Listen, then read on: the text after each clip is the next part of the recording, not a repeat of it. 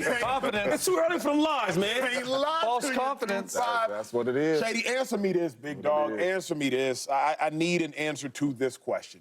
How big a statement, with the whole world watching, on Fox, does Deshaun Watson need to make against the Cowboys? You know the Cowboys are the biggest brand of football now. They are. But it's not about them, Acho. Change James Jones. What was it about? It's about Deshaun Watson. Yes, it is. Make a statement to yourself. Come on. Listen, this is a Talk weird to him, topic for dog. me because I think Deshaun Watson is one of the best quarterbacks I've ever seen. That's how talented he used to be. And like now, I don't know where he's at. I'm looking for him. Week after week, can't find him, right? I'm looking at the bed, right? Oh, my I'm looking at the closet. I can't find the dude. You know what's so crazy about him? 4 years ago, bro, this dude led the league in passing yards. That's what he did. That's how good he was. I remember when I was with the Chiefs, they were blowing us out in the first half. Deshaun was a big reason because of that. I'm like, yo, this dude is legit. He's going to be one of the top dudes in football.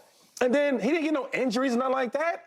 He had a year out of football, and then it hasn't been the same.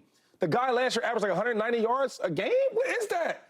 So when you talk about a statement, I need you to make a statement just for me, for yourself, that Deshaun Watson's the same Deshaun Watson we think of. You know what's funny is when you ask me about Deshaun Watson, right, the first thing you would say is, oh, man, he's a hell of a player. When you hear about good players, the first thing is how good they are, right? So my mouth about to say, oh, he's a hell of a... And then I think like, yo, he's not. He's been bad. Let's go to his numbers real quick, though. He's thrown for 14 touchdowns in 12 games as a Brown. You know how bad that is? When we talk about Deshaun Watson, so for me to have a statement, it's not about the Cowboys, it's not about the Browns. It's about Deshaun Watson. Jay, let me ask you a question, because you were a multiple-time All-Pro, all-decade running back. You've played at the highest of high levels, a top 10, top 100 player in the NFL for a year or so. When a player loses it, when a player is elite and then they're no longer elite, do you believe that Deshaun Watson actually believes he's still a top player? Like, what are there doubts? Talk to me about the psychology. You were a psychology major in college at Pitt. Oh, you were? That's right. Oh. He was. We got to brag. Okay. I hate to brag. I mean, brag I'm good at a lot of different things. I didn't know that. But he is a psych major. Take me into the psychology of an elite athlete, because that you are for certain. What does he have to do to convince himself? Are there doubts in the back of his head that he's still like that? I mean, a lot of players and athletes go through this, right? You play at a high level for so long, right? And then you have some low moments, and you question yourself. That's natural. That's human. But my thing with him is go back to the basics, right? Go back to what made you special.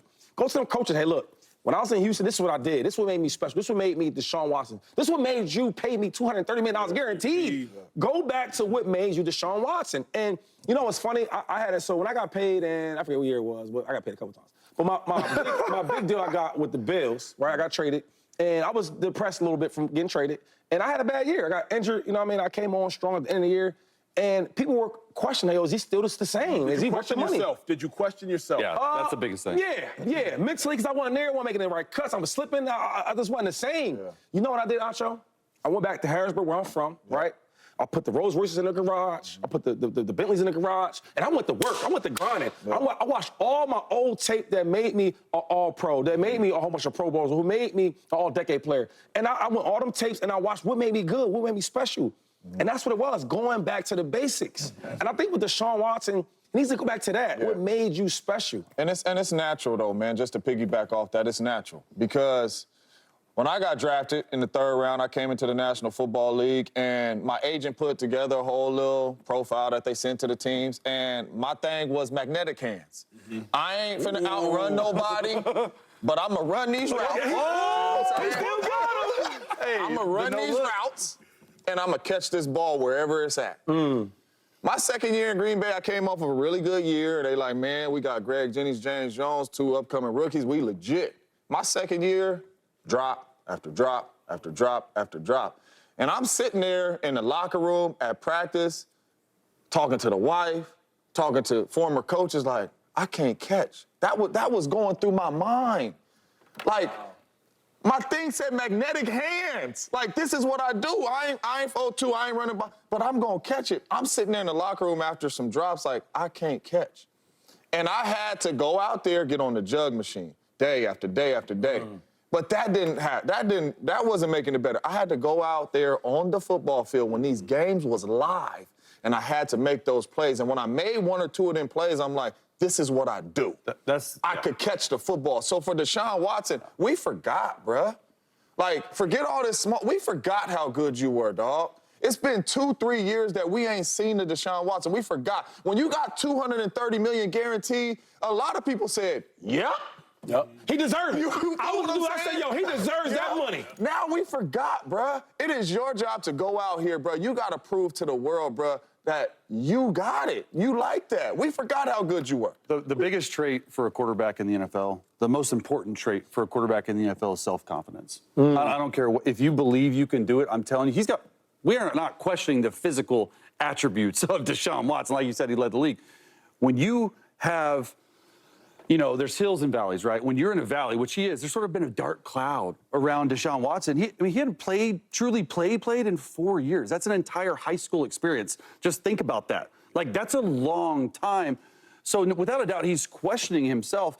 But to James's point, the only way you can get out of that valley is to have success on the football field. It comes down, I don't care what you do in camp, I don't care if you make all the amazing throws in practice, you gotta do it on the field, and it's gotta be sustained success. It can't be one game good, another game bad. Another game good, 2 games bad.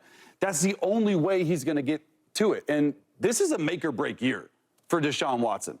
If it's not, we're going to be looking back on this $230 million guaranteed. Make or break like he done after this year? I'm saying I think the Browns will move on from him. I don't think he'll start nowhere else, though. That's what I'm saying. I don't think he'll start nowhere else. But this will go down.